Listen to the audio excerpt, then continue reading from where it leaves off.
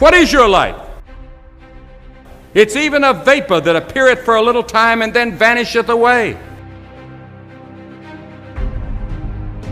If someone had told me when I was 20 years old that life was very short and would pass just like that, I wouldn't have believed it.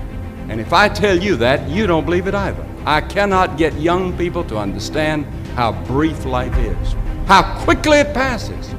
It seems like yesterday I was in school.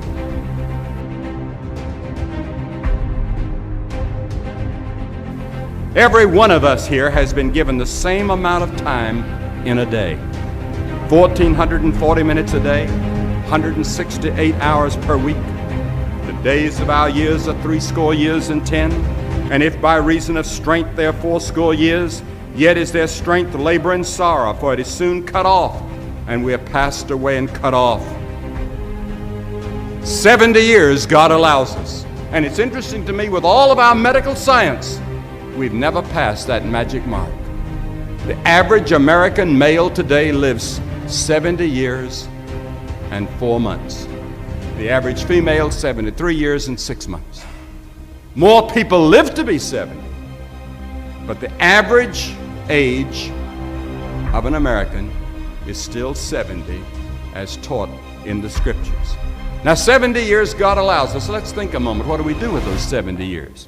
The first 15 are spent in childhood, and then 20 years we sleep. And then the last 5 years, physical limitations are curtailing your activities. They haven't curtailed mine yet, but my 5th year till 70 starts next year. Only 30 years left, and part of that time must be spent in eating meals, working, and figuring out your income tax, things like that.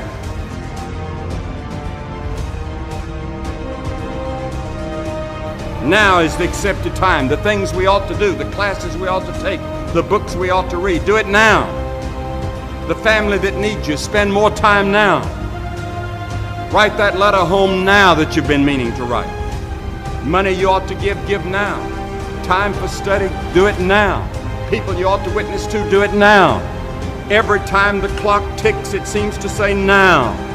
Today, if you will hear His voice.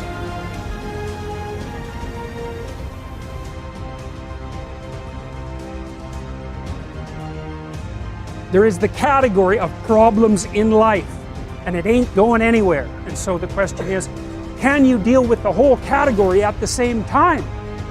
That's the thing. That's how to be in the world, is to deal with that category all at the same time.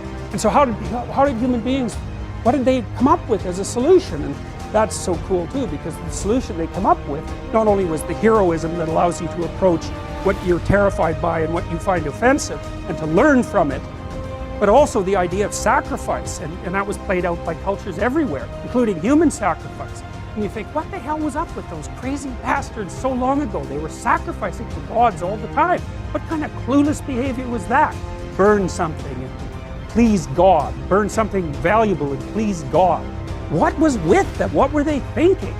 Well, they weren't stupid, those people. If they were stupid, we wouldn't be here. They were not stupid, and believe me, they lived under a lot harsher conditions than we do. So those were some tough people, man.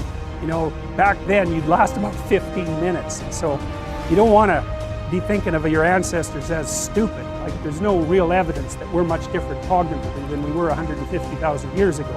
So anyways, sacrifice. What does that mean, sacrifice? Well, it's a discovery, man. It's the discovery of the future. It's like the future is actually the place where there is threat. And it's always going to be there. So what do? You make sacrifices in the present so that the future is better